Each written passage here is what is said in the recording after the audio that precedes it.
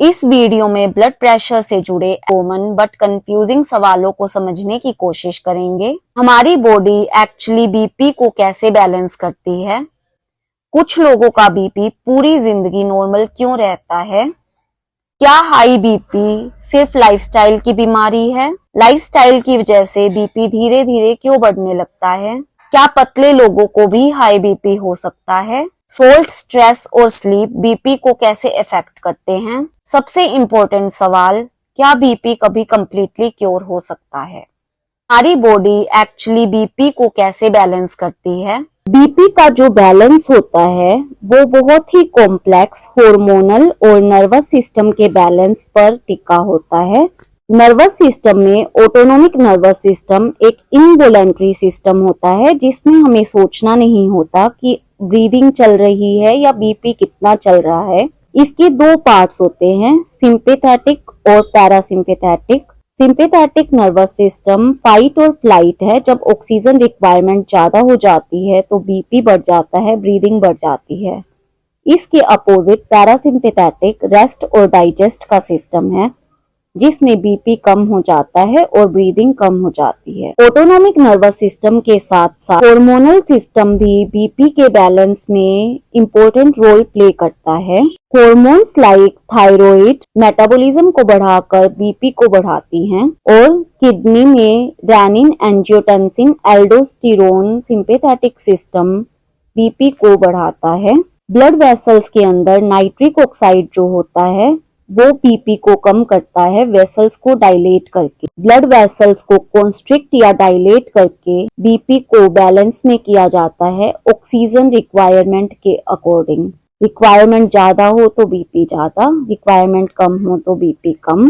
जब यह बीपी 120 से 140 के बीच में हो जाता है और डायस्टोलिक बीपी 80 से 90 के बीच में हो जाता है तो प्री हाइपरटेंशन कहलाता है।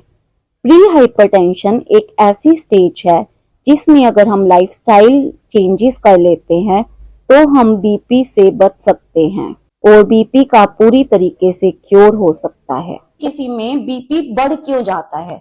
कुछ लोगों का बीपी पूरी जिंदगी नॉर्मल क्यों रहता है? बीपी 140/90 हो जाता है तो इसका मतलब है कि हमारे शरीर में एक बड़ी जंग छिड़ी है, कुछ ना कुछ बहुत गलत हो गया है। शरीर का संतुलन बिगड़ने का संकेत देते हैं। हमारे बीपी का जो कंट्रोल सेंटर है वो हमारी किडनी होती है।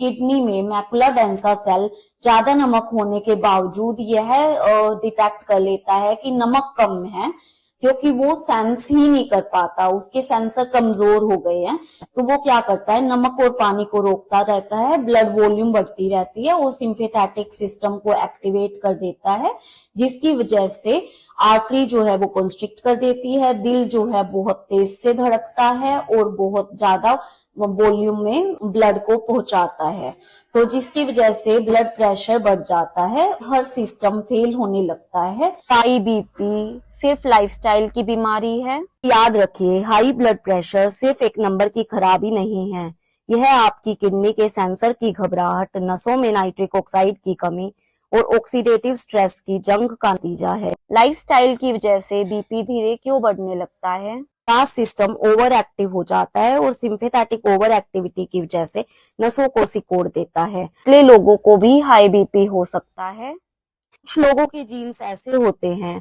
उनका मैकुला डेंसा सेंसर नमक को लेकर बहुत ज्यादा संवेदनशील होता है। उनके लिए थोड़ा सा नमक भी सिस्टम को बुरी तरह भड़का देता है।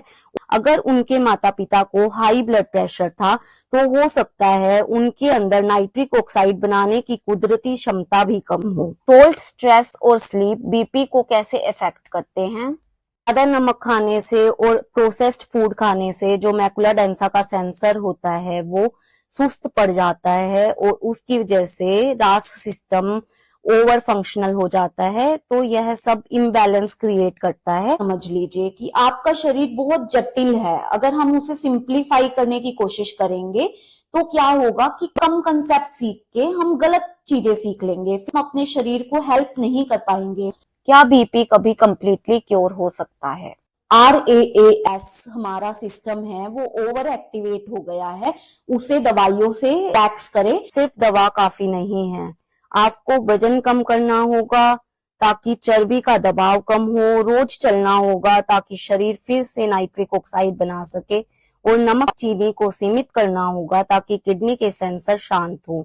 आपकी बॉडी को गहरे विज्ञान से समझिए और इसे जड़ से ठीक करिए। साथ में जब एक्सरसाइज करेंगे तो नाइट्रिक ऑक्साइड ज्यादा निकलेगी। के साथ साथ अगर हम चिंता नहीं करेंगे, माइंडफुलनेस प्रैक्टिस करेंगे, मेडिटेशन करेंगे, तो जो सिंपैथेटिक सिस्टम है वो रिलैक्स होगा और पैरासिम्पैथेटिक सिस्टम जो कि उसका विपरीत है वो एक्टिवेट होगा, जो दिल को रिलैक्स करता है और ब्लड वेसल्स को डायलेट करता है, जिसकी वजह से बीपी और कम होगा, और साथ में जो ऑर्गन्स है वो ऑक्सीजन के लिए नहीं तड़पेंगी, और शरीर का जो इम्बैलेंस हो गया है वो सब खत्म हो जाएंगी। हमारा दिल, हमारा फेफड़ा, हमारा दिमाग, हमारी किडनी, हमारी स्किन, हमारा डाइजेस्टिव सिस्टम सब भले तरीके से काम करेगा और हम एक बेहतर लाइफ को जी पाएंगे। पर जब शरीर में आग लगी हो उस टाइम हम ये नहीं बोल सकते कि आप एक्सरसाइज करिए। एक्सरसाइज करने से शुरुआत में सिंपैथेटिक ओवर एक्टिविटी होती है तो बीपी और ज्यादा बढ़ जाता है, जिसकी वजह से ऑक्सीजन रिक्वायरमेंट भी एक्सरसाइज से बढ़ती है, तो शरीर और ज्यादा परेशान होता है। इसलिए पहले दवाई से बीपी को कंट्रोल करना है। जब बीपी कुछ कंट्रोल में आ जाए, जो नसें हैं हमारी वो एकदम से बहुत ज्यादा कॉन्स्ट्रिक्ट, बहुत ज्यादा डायलेट ना करे और बैलेंस क्रिएट हो जाए, उसके बाद हमें लाइफस्टाइल को मॉडिफाई करना है। पर दवाइयां लेते रहना है ताकि हमारा सिस्टम अच्छे से काम करे। धीरे धीरे जब हमारी ये सब इम्बैलेंस दूर हो जाएगा तो दवाइयां हम कम कर सकते हैं और उन्हें धीरे धीरे छोड़ सकते हैं। आपको बीपी के बारे में ये जानकारी पहले थी, अगर कुछ जानकारी अच्छी लगी है तो लाइक करें, शेयर करें, कमेंट करें। Thank you.